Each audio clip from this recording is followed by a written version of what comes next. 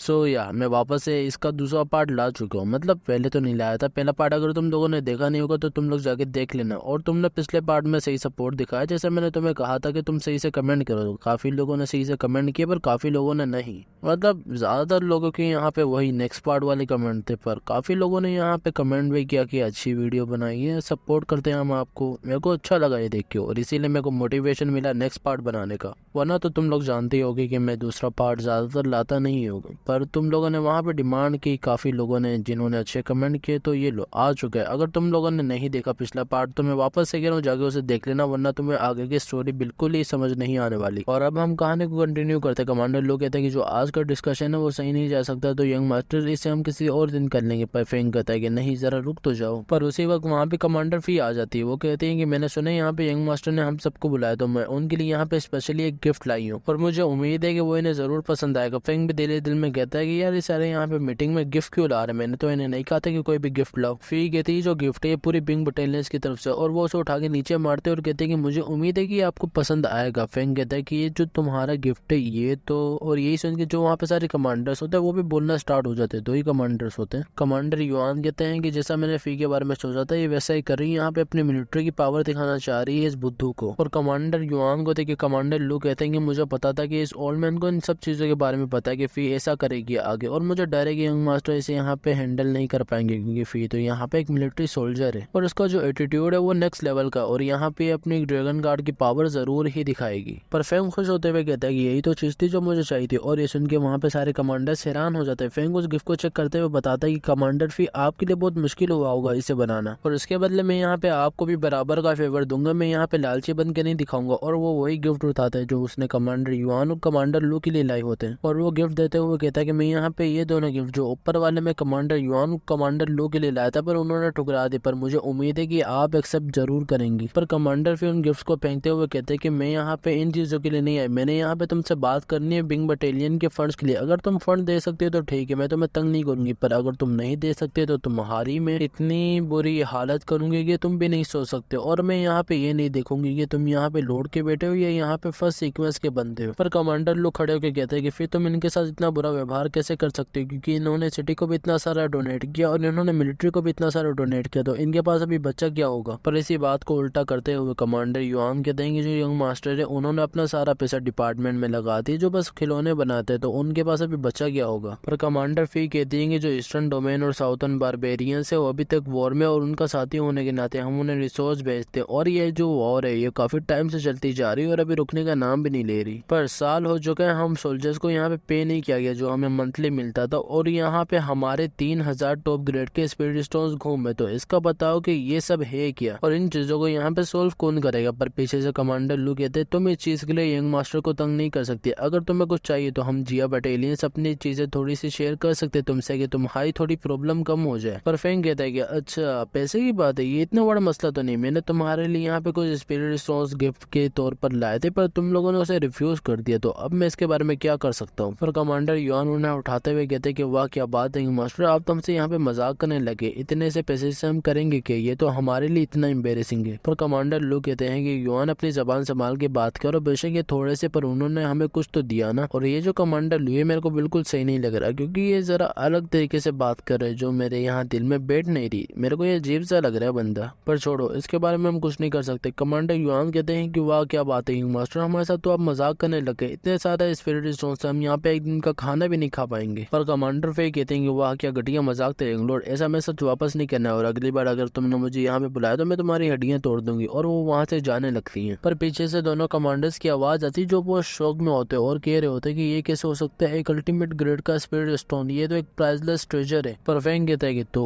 अब मुझे बताओ कि मैं यहाँ पे मजाक कर रहा था, ये एक अल्टीमेट ग्रेड का स्पिरिट स्टोन है जिसकी यहाँ पे प्राइस होती है 10,000 टॉप ग्रेड के स्पिरिट स्टोन्स के बराबर, और ये तुम्हारे मिलिट्री फंड के लिए काफी होगा। और जितना मैंने यहाँ पे सुना है दोनों कमांडर्स को यहाँ पे पैसे की जरूरत नहीं, तो इन तीनों को तुम यहाँ पे रख सकती हो। और यही सुनकर वो दोनों कमांडर्स तो बिल्कुल सदमे में जा चुके होते हैं, पर जो फी होती है वो अपने घुटने पे गिर के कह रही होती है कि यंग मास्टर मुझे माफ कर देना कि मैंने आपके साथ इतना बुरा व्यवहार किया था पहले, और जो बिंग बटालियन सोल्जर्स है वो आपके यहाँ पे एहसानमंद रहेंगे। पर फेंग अपना स्टाइल मारते हुए कहता है कि जो सिटी है मेरा घर है और इसके डेवलपमेंट मेरा फर्ज है, तो इस चीज को मेंशन करने की जरूरत तो नहीं थी, पर फिर भी मैंने तुम्हें बता दिया, और तुम सब अपना ख्याल रखना और अगली बार जरूर मिलेंगे हम वापस से। और वो दोनों कमांडर्स वहाँ से उदास होकर जा रहे होते हैं। फी का नहीं पता कि इसे यहाँ पे ऐड क्यों किया हो, क्योंकि उसे तो अपना गिफ्ट मिल चुका है। फेंग भी दिल दिल में कहता है कि पैसे की ताकत देखो, यहाँ पे सबसे खूंखार लड़की को भी मैंने खरीद लिया किसी भी प्रॉब्लम के बगैर। पर पीछे से वो चिल्लाते हुए कहता है कि किंग मास्टर जरा संभल के रहना, यहाँ पे आपके पास एक अनजान कल्टीवेटर आ रहा है और ये एक लड़की होती है और इसका नाम होता है ली जोंग वेन और इसको हम बस ली कहेंगे। और जो इसके अरमान होते भाई मैं तो फिदा हो गया। वो चिल्लाते हुए कह रही होती कि यंग मास्टर यहाँ पे डिपार्टमेंट से एक अर्जेंट रिपोर्ट है। पर भागते भागते वो फिसल जाती है और वो जाकर सीधा यहाँ पे फेंग के मुंह पे गिरती है और फेंग के मुंह पे यहाँ पे उसके अरमान मतलब बुबास लग जाते हैं। फेंग भी कहता है कि वाह क्या सॉफ्ट चीज है, ऐसी सॉफ्ट चीज तो मैंने कभी अपनी जिंदगी में देखी ही नहीं, और है भी कितने बड़े। दिल करता है कि नहीं चूस लूं निचोड़ लूं, पर मैं ये नहीं कर सकता वरना मेरे पे यहाँ पे केस हो जाएगा। और फिर हमें दिखाया जाता है फेंग को जो बैठा होता है और ब्लश कर रहा होता है। और जैसा तुमने बताया कि तुम्हारा नाम यहाँ पे ली और तुम यहाँ पे एम्प्लॉय नंबर 9527 हो और तुम यहाँ पे टेक्नीशियन इंस्ट्रूमेंट डिपार्टमेंट से हो, है ना? ली कहती कि हाँ हूँ, पर वो उसकी बात करते हुए कहता है कि यंग मास्टर मुझे जैसा दिख रहा है ये लड़की आपको अपने प्यार में फंसा के अपनी पहली पोजीशन पे जाना चाह रही है। पर मैं तुम्हें एक बात बता दूं, जो हमारे यंग मास्टर है वो 18 साल से वर्जिन है और वो अभी भी है। और ये सुन के फेंग बोलते हैं कि बस साला चुप हो जा, धोती क्यों खोल रहा है? और वो उसके ऊपर बैठ के बोलता है कि इसकी बातों पे ध्यान मत दो,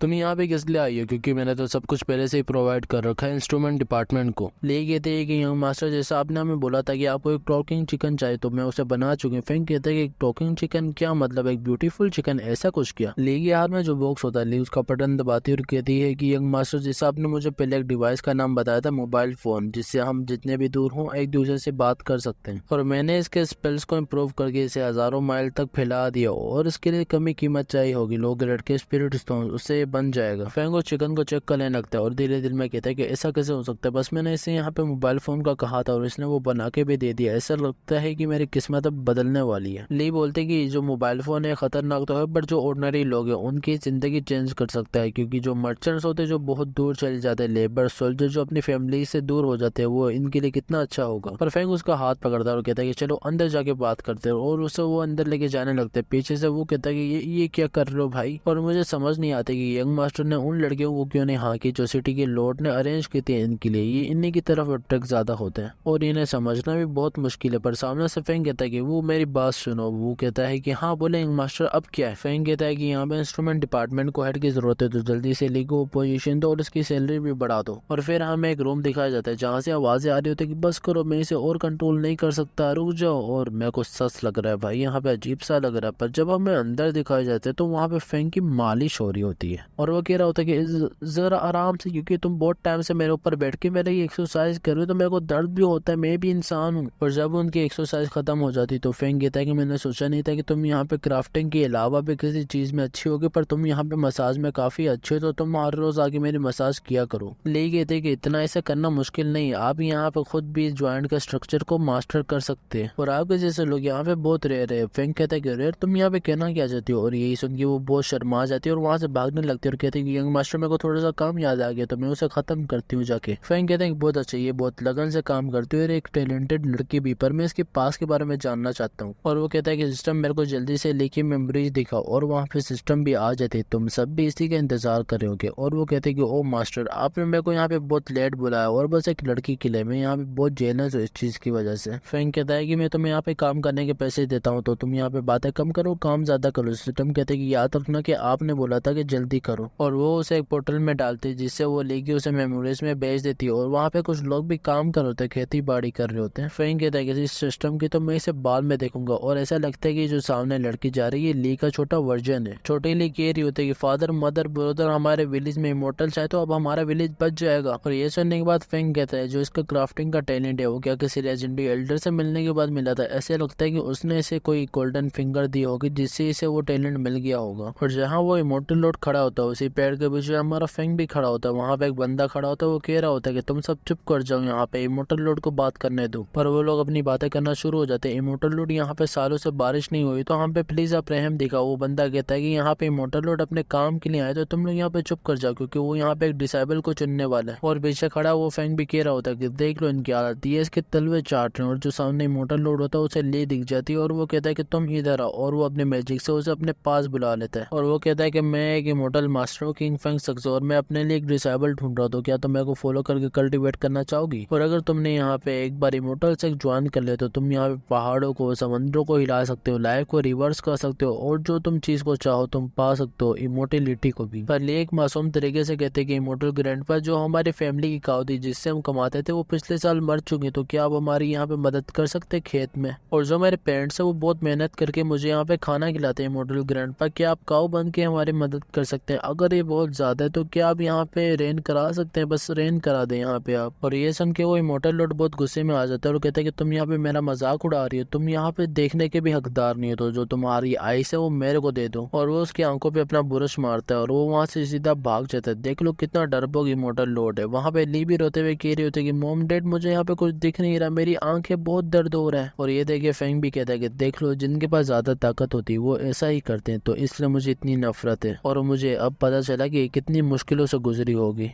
और अगर मैं तुम्हें ली की जिंदगी को शॉर्ट में समझाऊं तो उस हादसे के बाद ली की फैमिली को उस विलेज से निकाल दिया गया था क्योंकि उन लोगों ने इमोर्टल लॉर्ड को ऑफेंड किया था। और इसके बाद वो लोग जाके एक झोंपड़ी में रहने लग गए थे जहाँ पे उसकी मदर की भी बहुत तबीयत खराब हो गई थी क्योंकि उनके पास कुछ खाने को नहीं था। उसकी मदर उसके भाई को कहती कि बेटा अपनी बहन का ख्याल रखना हमारे जाने के बाद। ली भी वहाँ पे रोके कह रही होती कि मदर प्लीज मुझे छोड़ के मत जाओ, आप भी मेरे पास अकेली बची और मेरे भाई बचे। और ली के पेरेंट्स के डेथ के कुछ सालों बाद यहाँ पे एक इमोर्टल्स की बैटल हुई थी जिसके अंदर वो लोग भी फंस गए थे। जो उसका ब्रदर था वो उसे वहां से लेके भाग रहा था पर एक ऊपर से कोई पत्थर आते या उस पर अटैक होता है जिसकी वजह से वो काफी ज्यादा इंजर्ड हो जाता है और गिर जाता है। ली का ब्रदर कहता है कि तुम यहाँ से जल्दी से निकलो, अपनी जान बचाओ, जल्दी से यहाँ से भागो। पर ली कह रहे होते कि ब्रदर आप कहाँ, मुझे कुछ दिख नहीं रहा, प्लीज आप मुझे छोड़ के ना जाए, आप ही मेरे पास अकेले बचे। और जो ली के हाथ में एक लकड़ी की चिड़िया होती है उसके हाथ से गिर जाती है और अचानक से वहां पे एक बड़ा सा लकड़ी का पुतला आता है जो सारे लोगों को वहां से हटा देता है। और एक वहां पे भला बंदा आता है जो ली के उस खिलौने को उठाते हुए कह रहा होता है कि जो हेवन एंड अर्थ है वो हमें कुत्तों की तरह ट्रीट करते जैसे कि हम यहाँ पे कुछ अहमियत ही नहीं रखते। और वो बंदा ली को उसका खिलौना देते हुए कह रहा होता है कि बेटी ये तुमसे गिर गया था। और उसी के बाद ली के भाई के वो लोग वहाँ पे कब्र बनाते हैं और वो जो बंदा होता है वो ली को अपने यू लिंक सेक्ट में ले जाता है आउटर डिसेबल के तौर पर। और वहाँ पर वो ओल्ड मैन ली की आंखों की रोशनी वापस लाता है और उसे एक छोटा सा चश्मा देता है कि जिससे वो देख पाए और वो उसे कल्टीवेशन की पाथ में भी लेके चलता है। पर इसके फ्यूचर रूट्स के कमजोर होने के कारण ये सही से कल्टीवेशन नहीं कर पाती थी। पर जो इसकी आर्टिफैक्ट क्राफ्टिंग थी उसमें बिल्कुल एक बड़ी सी जीनियस थी। पर उस शक में टैलेंट की कदर न होने के कारण इन लोगों को उस शक से निकाल दिया जाता है और कुछ ही टाइम बाद उसके जो मास्टर होता है उसकी भी तबीयत खराब हो जाती है और वो कहता है कि मेरे मरने के बाद तुम यहाँ पे इंस्ट्रूमेंट डिपार्टमेंट चले जाना, मैंने सुना कि वहाँ के लोग काफी अच्छे होते हैं। और फिर हमें इंस्ट्रूमेंट डिपार्टमेंट दिखाया जाता है जिसकी ग्रैंड ओपनिंग हो रही होती है। एक बंदा कह रहा होता है कि आप सबके सपोर्ट के लिए बहुत शुक्रिया और हमें उम्मीद है कि आप सब यहाँ पे हमारी बहुत मदद करेंगे और दिलो लगन से काम करेंगे। और इसी के बाद फेंग उसकी मेमोरीज से निकल जाता है और कहता है कि मेरे को एक बात समझ नहीं आती, इस कल्टीवेशन की दुनिया में उनकी वैल्यू क्यों नहीं होती जो कल्टीवेशन नहीं कर पाते, वो लोग भी तो इंसान हैं। और तुम मुझे ये बताओ कि कितने ही लोग होंगे जिन्होंने अभी तक अपनी पूरी जिंदगी में कल्टीवेशन के तीसरे लेवल को पाया होगा पर वो सिस्टम कहती है कि मैं बस तुम्हें ये कहना चाह रही हूँ कि तुम एक इकलौते बंदे जो इस वर्ल्ड को सफरिंग से बचा सकते हो। फेंग भी कहता है कि हाँ तुमने सही कहा, मैं जो बनता हूँ यहाँ पे हेवन और अर्थ के बीच में पैदा हुआ, मेरे को अपना पहला कदम लेना होगा इस दुनिया को चेंज करने के लिए। और मुझे भेदभाव भी यहाँ पे खत्म करना होगा कि जो भी बंदा इस लैंड पे पैदा होगा वो बराबर का होगा, ना उसकी रैंक देखी जाएगी, ना उसका कल्टीवेशन लेवल देखा जाएगा, ना उसकी अमीरी देखी जाएगी। और ये देख के सिस्टम भी कहते कि यही तो चीज थी जो मैं तुम्हें देखना चाहती थी। पर नीचे से कुछ लोग कहते हैं कि यंग मास्टर यहाँ पे जेट पेविलियन आज ओपन होने वाला है तो वहाँ पे अभी ऑफर भी चल रही, तो आप क्या हमारे साथ चलना चाहेंगे? और हमने सुना है कि वहाँ पे काफी सारी खूबसूरत लड़कियां भी होंगी और जो वाइन है वो भी वहाँ पे कम दाम में मिलेगी, तो आप जल्दी से आ जाइए क्योंकि वहाँ पे बस कुछ ही सीट्स लेफ्ट है। और ये सुनकर फेंग वहाँ से फ्लैश के स्पीड में भागते और यही देख कर सिस्टम भी हैरान हो जाती है और कहती है कि मैं क्या करूँ इस बंदे का।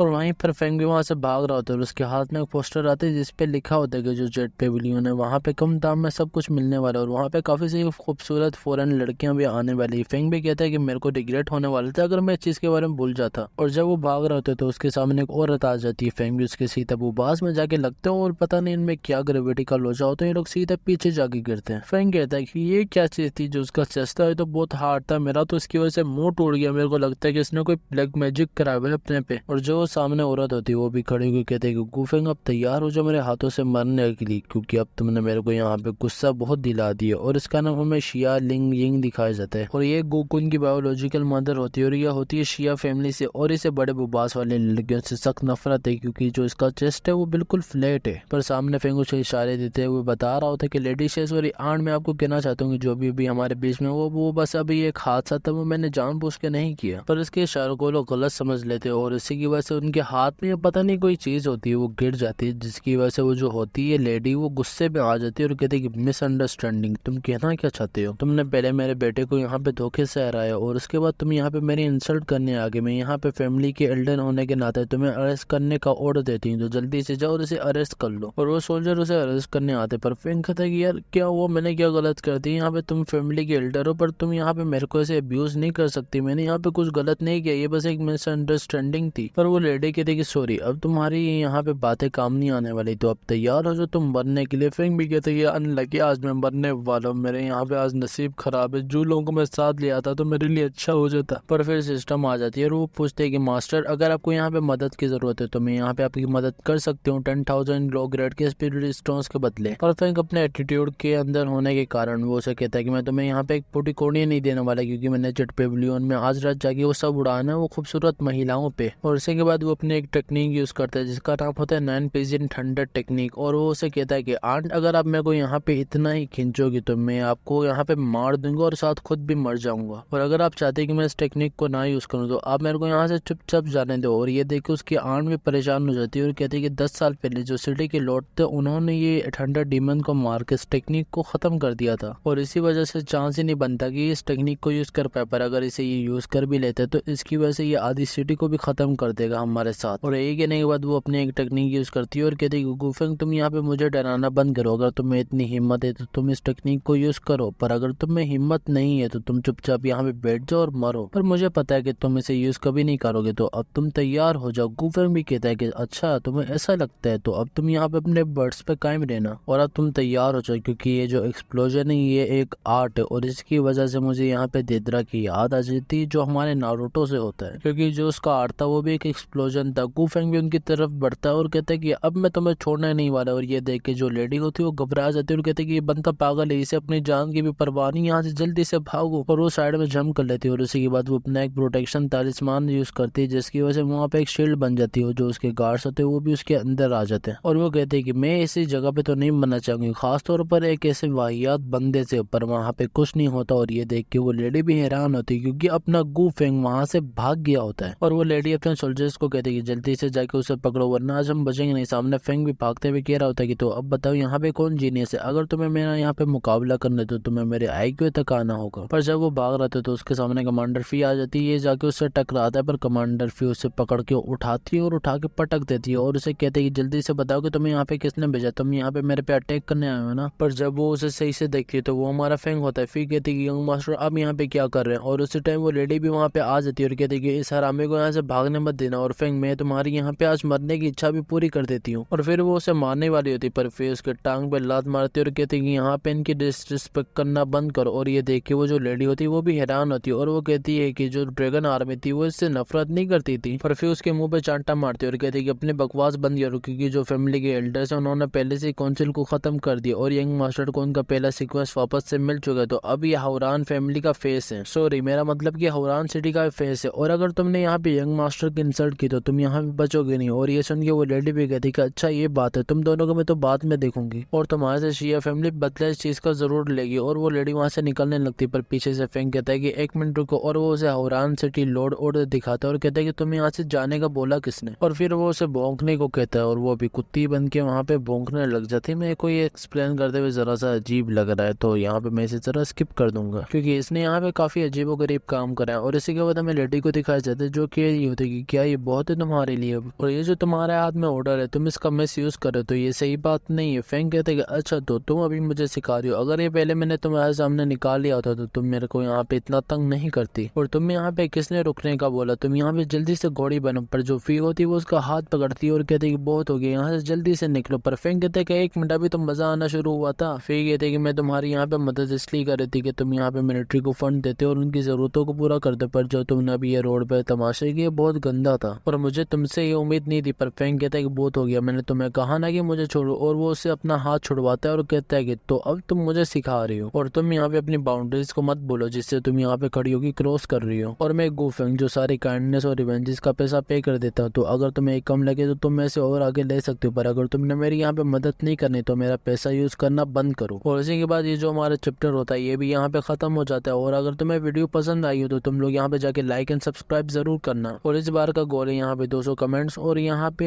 1000 लाइक्स। अगर तुमने पूरा करा दिए तो मैं इसका ये तीसरा पार्ट भी जरूर लाऊंगा। और मैंने तुम्हें डिस्क्रिप्शन में टेलीग्राम और इंस्टाग्राम के भी लिंक दी होगी, तुम लोगों से जाके ज्वाइन और फॉलो कर लेना। जो मेरा इंस्टाग्राम है वहाँ पे मैंने एक ग्रुप बनाया था, उसे भी जाके तुम ज्वाइन कर लेना। पर अभी के लिए मैं इंस्टाग्राम वाले जो ग्रुप है उस पर एक्टिव नहीं रहता क्योंकि वहाँ पे कोई है ही नहीं, तो मैं वहाँ पे बात कैसे करूंगा। तो तुम लोग जल्दी से जाके उसे ज्वाइन करो और उस ग्रुप को भरो। और अभी मेरे पास तुम लोगों को कहने के लिए ज्यादा कुछ नहीं, तो तुम लोग अपना ख्याल रखना और मिलेंगे अगली ही वीडियो में। तो तब तक के लिए bye bye homies and peace out.